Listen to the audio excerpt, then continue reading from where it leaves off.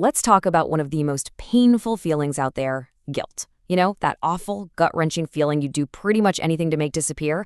But what if everything we think we know about guilt is just wrong? What if it isn't a punishment at all, but a powerful tool we can actually learn how to use? Right? We've all been there. It's that nagging voice in your head you just can't shut off. It is so uncomfortable that our first instinct is to just run from it, bury it, do anything but actually feel it. But that's exactly where the real trouble starts. And this quote just nails it. We throw up these shields of anger or fear. We get mad at the person who made us feel guilty, or we get terrified of the consequences. It's a totally natural reflex to avoid the pain of guilt, but honestly, this defensive move just makes everything way worse. So here's the big idea. We're going to completely flip the script on guilt.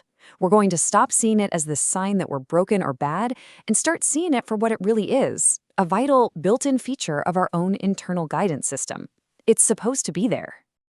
Okay, to really get guilt, we first have to understand the machine it's a part of. And I need you to forget about thinking, feeling, and acting like they're three separate things. We have to look at the single, unified process that's running the whole show, every single second of every day. And here it is. This is called the emotioning circuit. Now, I know it looks a little complicated, but stick with me. This is the fundamental engine that takes in the world around you and produces every single thing you do, from reaching for a glass of water to making a huge life-changing decision. Let's break it down. It's actually pretty simple.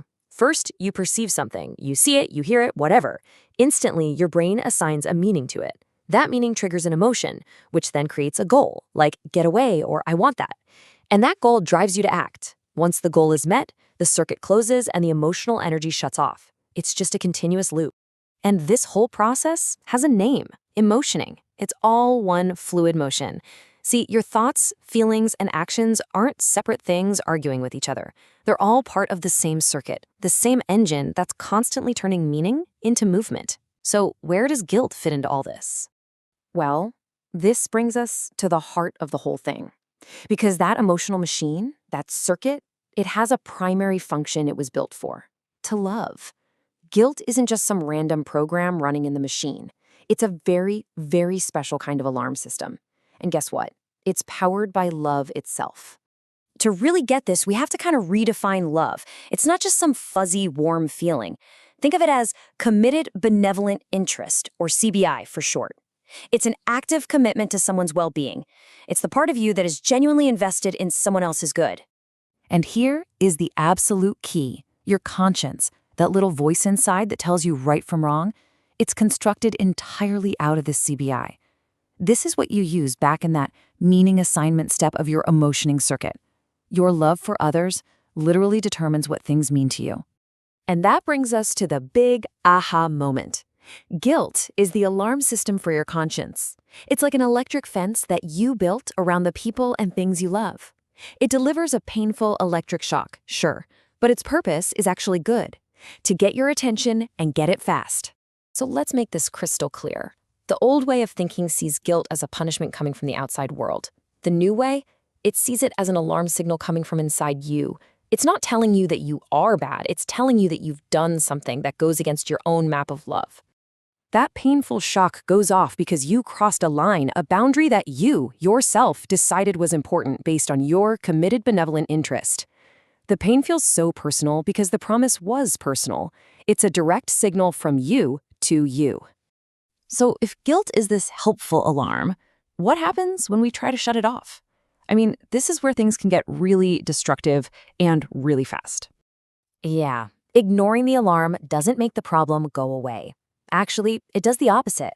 It kicks off this downward spiral that can fundamentally change who you are.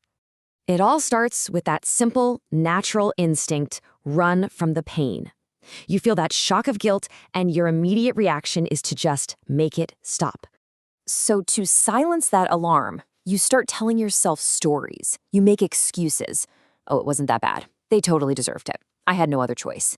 You build up all these justifications to get rid of that awful feeling of being in the wrong. And this is the most dangerous part. To make those justifications really stick, you have to start devaluing the person you hurt. You have to make them seem less worthy, less important. Why? Because it's a whole lot easier to believe you did nothing wrong if you believe the person you wronged just didn't matter. And as that contempt grows, your CBI, your committed benevolent interest, shrinks. So here's the bottom line. When you repeatedly run from your guilt, you are systematically tearing down your own moral compass. Every excuse, every bit of contempt, it chips away at the very foundation of your conscience, until you can almost forget you were built to love in the first place. Your heart and mind actually need to be reminded of their original nature.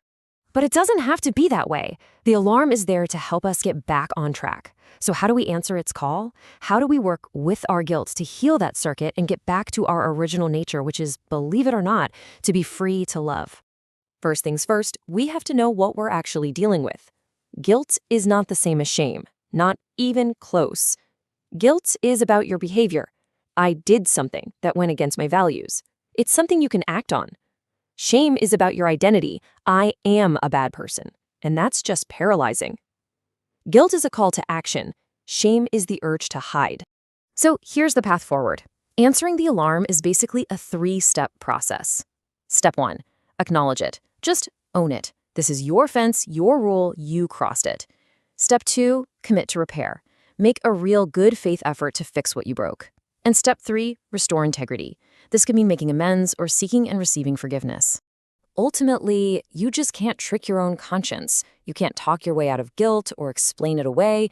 The only way to complete that circuit and finally turn off the alarm is to face the truth, do the work, and make things right. So think about it. That painful feeling isn't your enemy. It's a map pointing you back to your own heart, back to your own definition of what it means to love. It's an alarm calling you to be the person you've already decided you want to be. So the only question left is, are you ready to answer that call?